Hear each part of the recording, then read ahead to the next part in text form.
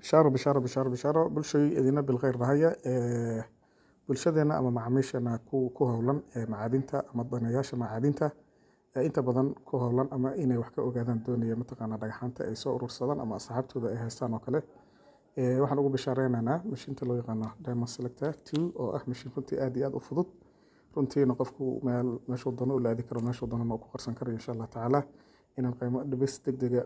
ugu sameynay isla markaasna mashiin tayo sareyso aad iyo aad u sareyso mataqaanaa damaanad lahna aan u keenay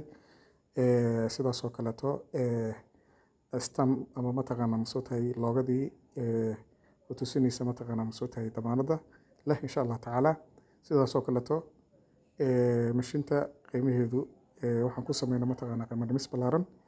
qiimaheedu $65 ayaan ka dhignay insha Allah tacaala haddaba adeegaas waxaad ugu imaanaysaa mataqaanaa xarunteena dhagaxshiminal tulis oo ah hoyga macaadinta halkudhigana uu yahay xirfad yoola aad xarowdide haddaba mudan macaamiil nagala soo xiriir lambaradaas shaashada ku qoran ama nagu soo boqo xarunteena dhexe ee magaalada muqdisho wasalaamu calaykum waraxmatullahi tacaala wabarakaatu bishaaro bishaaro bishaaro bishaaro bulshay idina bilkhayr dhahaya